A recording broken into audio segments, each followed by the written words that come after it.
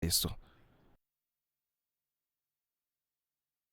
El nacionalsocialismo excluía a todos los que pensaban diferente, los encerraba y los explotaba, e incluso los mataba en masa, simplemente porque no querían sucumbir ante el sistema.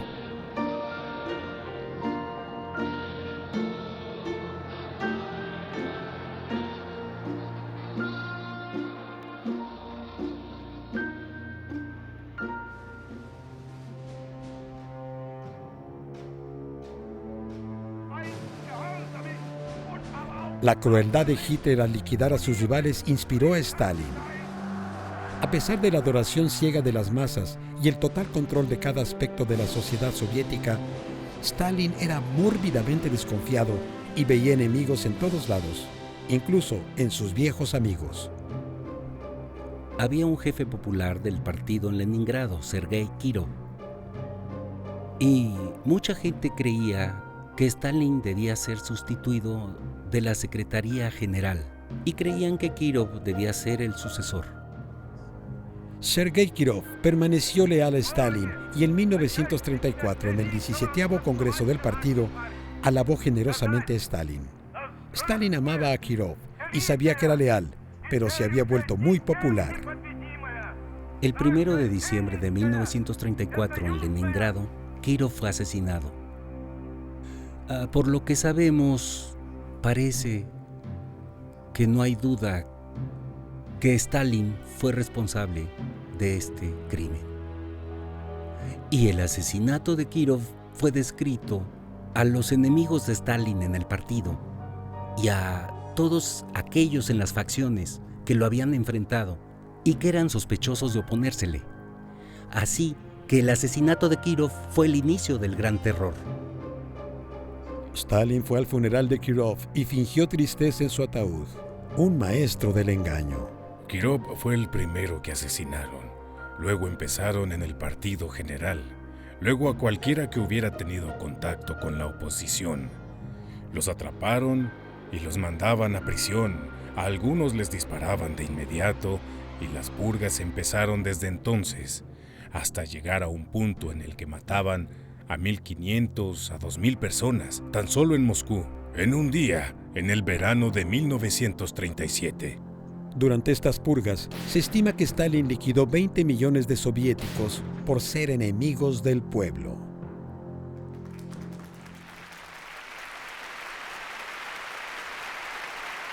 Miembros de su propio grupo gobernante, el Politburó, le temían tanto que nadie se atrevía a ser el primero en dejar de aplaudirle.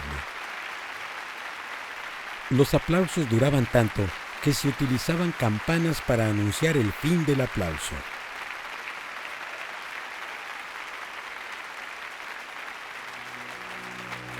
Stalin eliminó enemigos o enemigos imaginarios, tanto literal como figuradamente. Por ejemplo, Trotsky. Está la famosa fotografía de Lenin dando un discurso y Trotsky está del otro lado de la plataforma. Más adelante, Trotsky desaparece. Stalin hace desaparecer a Trotsky tanto de la fotografía como de la vida real, cuando él lo manda a asesinar. Quien fuera eliminado por el régimen de Stalin era removido de los registros históricos para siempre y su foto era destruida. Ni siquiera los carteles quedaban exentos. Los mejores artistas en la Unión Soviética pasaron muchas horas rescatando fotos, borrando imágenes de aquellos que habían desaparecido. Las fotografías o los retoques de las fotografías demuestran una segunda muerte. Durante 30 años, el fotohistoriador David King ha reunido la colección más grande de fotografías, carteles y pinturas de la era soviética y documentó la perfidia de Stalin. Lo que ves es una segunda muerte. La primera muerte a manos de la policía secreta. Y la segunda muerte es la que tiene que ver con la eliminación de los medios. La segunda muerte era tan poderosa y definitiva como la primera. porque normalmente uno tiene recuerdos de gente que murió, pero aquí la idea era eliminarlos como si nunca hubieran existido. Y como resultado del retoque, estos rostros se volvían muy extraños y macabros. No solo los manchaban con tinta hindú, también los cortaban con navajas y tijeras. Entre más agresivo fuera el retoque, contribuía al hecho de que fueras considerado un mejor estalinista.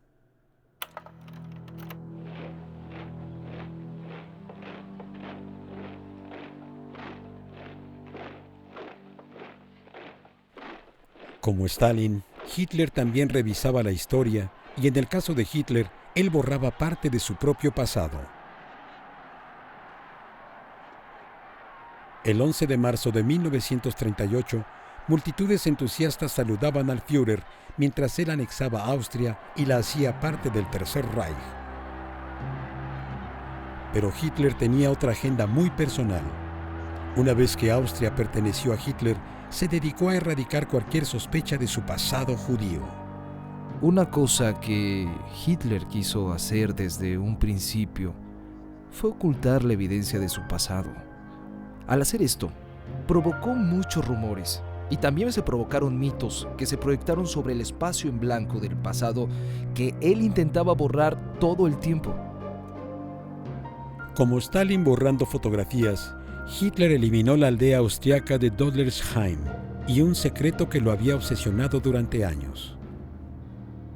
El registro civil de Dodlersheim tenía el acta de nacimiento de su padre, de quien Hitler sospechaba que era hijo ilegítimo de un judío. Hitler usó la aldea como campo de tiro. Carga tras carga de fuego de artillería explotaba en la aldea, destruyendo sus edificios y haciendo que las tumbas en el cementerio fueran irreconocibles.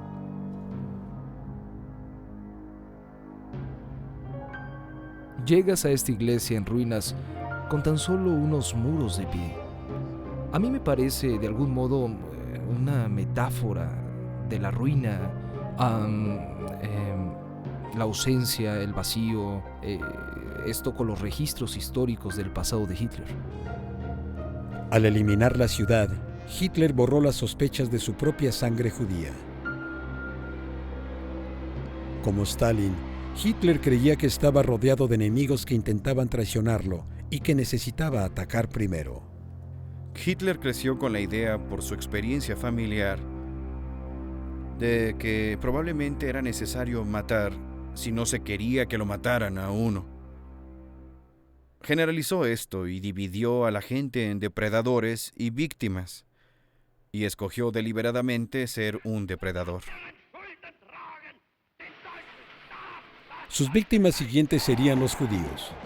La obsesión y el plan secreto de Hitler sería eliminar a todos los judíos de Alemania, Europa y de la Unión Soviética bajo el encubrimiento de la guerra.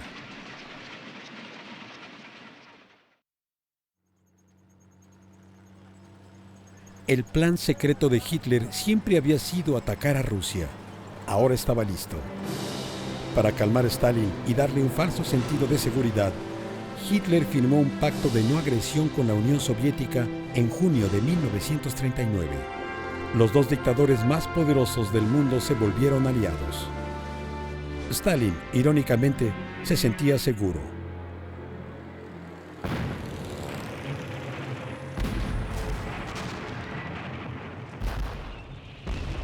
En la mañana del 22 de junio de 1941, Hitler lanzó la Operación Barbarroja, la invasión de Rusia.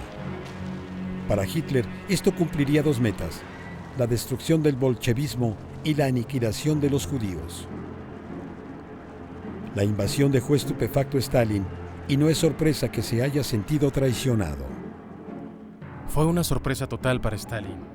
Quedó muy desorientado y en las siguientes semanas tuvo cierto colapso nervioso.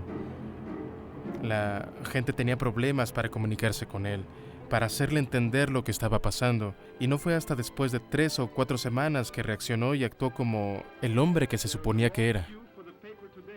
Hubo fila para el periódico. Todos quieren leer el discurso de Stalin. Stalin le pide al pueblo soviético luchar contra el enemigo más malicioso, más feroz y el más traicionero de todos los enemigos. A finales de 1941, la Operación Barbarroja parece ser un éxito rotundo. Hitler estaba muy feliz. Pero el destino no le ayudó al Führer, e irónicamente, el principio del fin llegó 15 meses después, en una ciudad llamada Stalingrado. Aquí la confrontación simbólica entre dos hombres de acero llegó a su desenlace. En septiembre de 1942, los alemanes lanzaron un ataque terrestre y aéreo en Stalingrado. Stalin dio una orden: el soldado que se rinda será considerado un traidor. Se les disparaba a los soldados que retrocedían. Si eran comandantes, sus familiares eran reprimidos. Resultó que él mismo tenía un familiar que era militar, era su hijo Yakov. El hijo de Stalin, Yakov, se había unido al ejército y fue capturado por los alemanes. En algún momento, los alemanes pensaron que podían intercambiar a Yakov por un alto oficial alemán que había sido capturado por los rusos. Y hicieron cierta oferta y se dice que Stalin dijo: no tengo ningún hijo llamado Yakov. Los rusos resistieron y lanzaron un contraataque masivo de 1 millón de hombres, rodeando al sexto ejército alemán. En 1943, Hitler fue derrotado en Stalingrado y el ejército alemán nunca se recuperaría en el frente oriental. Pero aunque Hitler estaba perdiendo la guerra, aún estaba determinado a exterminar a los judíos. Cuando la situación era muy precaria en el frente oriental, Hitler daba la elección entre destinar tropas y trenes para reforzar al ejército alemán, que, enfrentaba el avance del ejército rojo de Stalin, y destinar esas tropas y trenes para llevar a los judíos a campos de exterminio. Hitler retiró tropas y trenes del frente oriental, esto para llevar a cabo los asesinatos de los judíos de manera más rápida y, por supuesto, más eficaz. En aquel momento, 1943, Hitler estaba muy enfermo. Luego de su derrota en Stalingrado, Hitler se hizo muy dependiente de las anfetaminas. Cada mañana su doctor personal, el doctor Theodor Morell, le aplicaba una inyección. Durante el día, Hitler se trataba con anfetaminas orales. En la noche, tomaba barbitúricos para dormir. Conforme avanzaba la guerra, el Führer se hizo más y más dependiente del doctor Morell. Nueva información obtenida del historial médico de Hitler revela que mostraba signos de consumo de drogas, lo cual afectaba su juicio. Cada vez se hacía más paranoico. Hacia el final de la guerra, Hitler empezó a mostrar signos de la enfermedad de Parkinson. Temblaba un poco. Pero si estás con alguien a diario, no notas esto. Y nadie pone atención a todos los detalles.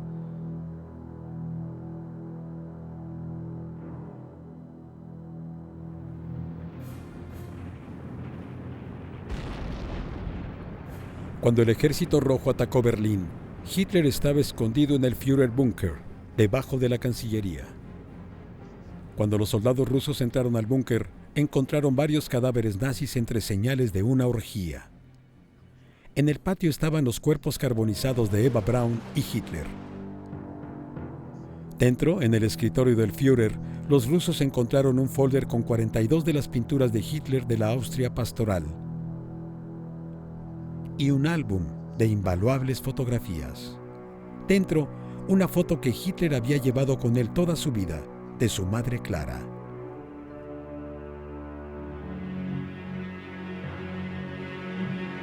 Stalin, el vencedor final, explota su triunfo sobre los nazis, haciendo desfilar una larga línea de prisioneros a través de la Plaza Roja para reunir a la gente soviética. Muchos esperaban que el hombre de acero se hubiera suavizado. En ese entonces yo era agregado de la Embajada de los Estados Unidos y el 9 de mayo de 1945, el día de la rendición, Hubo una gran muestra de regocijo en las calles de Moscú. La gente bailaba y recuerdo que yo estaba en un grupo en el cual un joven oficial, tal vez un mayor, dijo en ruso: "Ahora es tiempo de vivir". Pero Stalin, como siempre, necesitaba enemigos, no paz y libertad. El terror esta vez estuvo dirigido contra los judíos. Se centró en un grupo de doctores judíos que Stalin acusaba de conspirar para matar a líderes soviéticos, incluyendo al mismo Stalin.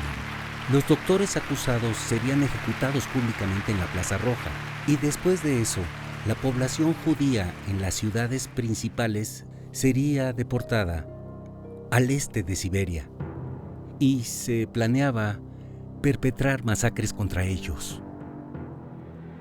Solo su súbita muerte el 5 de marzo de 1953 a causa de una hemorragia cerebral evitó que llevara a cabo otra purga. Su hija, Svetlana, recuerda la escena mientras estaba en su lecho de muerte. De repente abrió sus ojos y vio a todos en el cuarto. Era una mirada terrible. Luego algo incomprensible e impresionante pasó. Alzó su brazo izquierdo como si estuviera apuntando algo arriba y como si nos echara una maldición.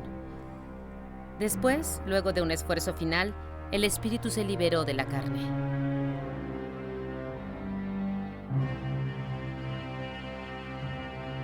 Miles de dolientes miraron cómo Stalin era colocado en el mausoleo a un lado de Lenin.